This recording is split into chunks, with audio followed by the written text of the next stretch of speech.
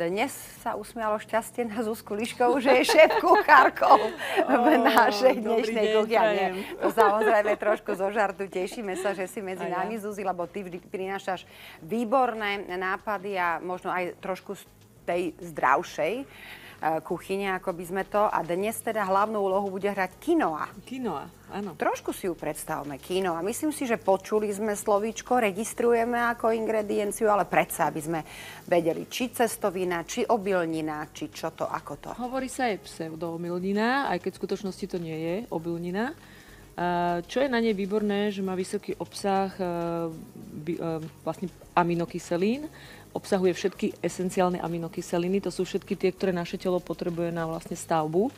A je to ako jedna z mála rastlinných potravín, ktorá má takýto vysoký obsah, dokonca do NASA ju posielajú vlastne s kozmonautami práve kvôli tomu, že má práve takéto vlastnosti a je veľmi aj ľahko tráviteľná a naozaj sa aj považuje za nejakú super potravinu. Preto si myslím, že stojí za to ju zaradiť. Aj železo má, zinok má, takže či je to koža, vlasy, pleť a samozrejme aj pre ľudí, ktorí majú anémiu, že potrebujú doplniť železo. Takže... Výborne. Zuzi, ty už si sa pustila trošku aj do prípravy a popri tom ešte budeme toto slovíčko nejakým spôsobom skloňovať. Čiže môžeme to chápať, že je to ingrediencia, z ktorej urobím aj hlavné jedlo, alebo skôr tá prílohová zložka? Môže to byť aj ingrediencia na hlavné jedlo, ale môže to byť teoreticky aj ako náhrada, povedzme, rýže, alebo takých tých klasických príloh, ak to chceme trošku zalternovať, že nebudeme mať ku každému jedlu zemiaky rýžu, ale že si vieme aj trošku niečo iné a zase s nejakým obsahom výživných látok pripraviť. Výborne. Čo budeme v prvom vstupe pripravovať? Čo budeme robiť? Ja pripravujem také quinoa risotto. Takže opekám si, keďže máme sezónu jesennú, tak si opekám hríbiky. Môžu to byť kľudne, ja mám šampiňony, ale môžu to byť kľudne aj hríbiky, ktoré si nazbierame. Teraz je presne prebiehajúca sezóna. Takže takto si ich pekne na jednej šalotke opekám. Opäť sezónna surovina tekvica, takže si dám tekvicové pyré. Ja som si tekvicu len uvarila a vymixovala. Nič som tam nedávala, ani sol dokonca, lebo ja si tak tekvicu vždy uvarím a predrobím aj na viaceré recepty a napríklad aj sladké veci z nej robím. Takže kvôli tomu to nesolím. Môže do babovky, na mafinky alebo kamkoľvek teda. Takže tekvicové pyré. A teraz použijem krémový syr, ktorý ja mám nízkotučný a s vyšším obsahom proteínu. Takže môžeme ešte aj takýmto spôsobom ten recept doplniť o nejaké ďalšie proteíny. Áno, ten proteín a bielkovina vôbec je veľmi dôležitá. Toto môže byť kľudne omáčka výborná napríklad aj na cestoviny. Taká tekvicovo-sírová. Takže čo sa mi do toho ešte hodí je troška parmezánu, keďže robíme kvázi také risotto, alebo quinoa. Quinoa, áno. Takže takto si to rozmiešame. Môžeme ešte trošku dostrúvať. Jaké mini strúvadielko? Také šikovné. To aj tak na tanier rovno sa dá potom odtiaľ. Takže zmiešame. A toto je v podstate celá naša veľmi zložitá príprava, ktorú na našu prílohu alebo hlavné jedlo urobíme. Ale poďme, Zuzi, k tomuto, že quinoa čo? Sa varí? Alebo quinoa akým sa varí. Spôsobom? Budeme mať dneska recepty, aj kde sa nevarí, kde sa dá použiť nevarená. Ale toto máme quinoa, ktorú potrebujeme uvariť. Varí sa veľmi jednoducho, zaleje sa dvojnásobným množstvom vody, varí sa 12 až 15 minút.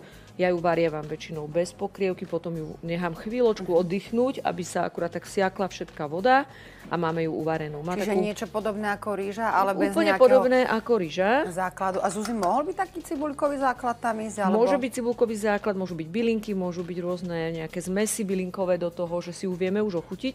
Má takú jemne orieškovú chuť a je chrumkavá. Ja tu mám teraz trojfarebnú quinoa, tu mám napríklad ja veľmi rada, tá trikolóra, ktorá obsahuje všetky tri druhy quinoy, červenú, bielu aj čiernu. Aha, čiže to je aj viac druhov. Áno, aj viac druhov. Aj sa nejako líšia? Výživovo sa líšia. Samozrejme, čím je tmavší druh, tým má aj viacej napríklad železa. Čiže asi čiernu, ak teda patríme medzi áno, tých, čo ale majú ja mám problém. rada túto mixovanú, lebo zase tá biela sa trošičku tak viac rozvarí, takže neostane taká ako keby tvrdá a tým pádom, keď sa to takto skombinuje, tak dokopy spraví takú naozaj dobrú kombináciu. Takže toto by sme mohli mať to risotto, ja si ho môžem ešte trošku doriediť napríklad vodou, keď chcem ho trošku rečie. Tak. Áno. A ideme si praviť ešte prílohu. Ja som dnes vybrala ryby, pretože ryby jeme všeobecne málo. Tie sú tiež veľmi dobré pre nás na doplnenie omega-3. A v našej zemepisnej šírke ich veľmi málo používame v kuchyni. Takže takýto recept si vieme kľudne doplniť o napríklad takúto pečenú rybu. Čiže máme lososa. Máme lososa a ja ho takto nakrájam na takéto kocečky. Už. Použijem ho tam ako kocky. Áno. A opečiem v rúre nejakých 20 minút na 200 stupňov. A nechala sa aj tú kožu?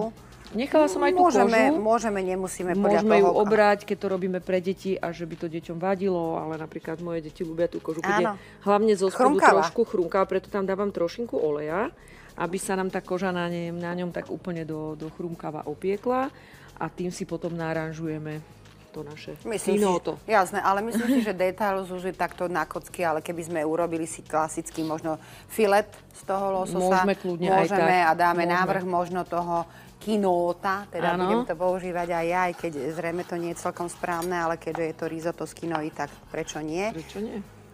Takže môžeme aj takéto si urobiť ako keby filety a tie potom filety, tie si opečieme a už potom si povedzme tvoritkom vieme krásne to risotto dať na tanier a na to sať kúsky lososa. Pečieme ako v rúre a aj trošku osolíme, alebo nejakým spôsobom budeme dochucovať lososa? Trošku ho len osolím. Netreba tam naozaj nič dať, lebo ono dosť je šampiňóny s tým kino a tekvicov sú dosť výrazné chuťovo. Je tam aj ten krémový sír, takže už tam nie je potrebné nijak dochucovať už tú rybu. A tá ryba je sama o sebe tiež výrazná. Áno, má chuť a tiež sú tam dobré tuky, hovorí sa teda, čo sa týka samozrejme tohto lososa. A nepotrebuje nejakú extra dlhú prípravu, čo je takisto jeho výhodou, lebo... To je 15 až 20 minút na 200 maximálne, áno, hej.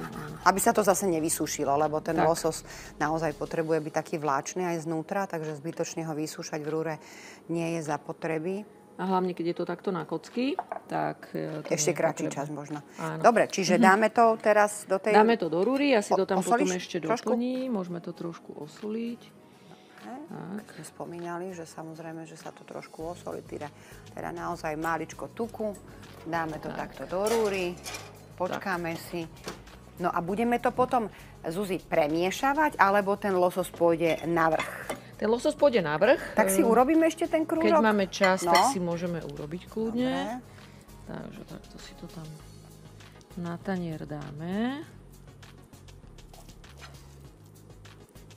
Chceme, aby to teda naozaj ako lahodilo, ale... Z našej dávky vyjdú 2 porcie. Pekne utlačíme. Môžeme ešte poprašiť parmezánom alebo pokvapkať citrónovou šťavou. Prípadne k tomu doplniť nejako citrón. A tak to výborne. Takže máme, a ešte si počkáme na toho lososa a nejaké bylinky tu mám na to. Máme krásne zdravé jedlo. Super, perfektné. A čo sa mi veľmi páči, naozaj aj také, by som povedala, časovo nenáročné, čo je dobrá správa pre nás. My to tu vlastne v tom vstupe celé spravili. Jasné. A treba si tú kinou trošku možno predtým uvariť, lebo treba myslieť teda na tú minutáž. Ty si spomínala nejakých cca 12-15 minútiek, podľa množstva zrejme aj koľko teda pripravujeme. A čo je aj veľmi dobré, že si ju vieme aj pripraviť viac do chladničky a používať ju potom po priebehu týždňa, že je to taká potravina, čo sa môže takto skladovať a nemení svoju kvalitu ani výživovú hodnotu. Dobrá správa na záver prvého vstupu, Zuzi. Ďakujeme veľmi pekne. Budeme sa ešte samozrejme vidieť a u nás v kuchyni ešte nás čakajú 2 recepty a teraz dnešná medicínska.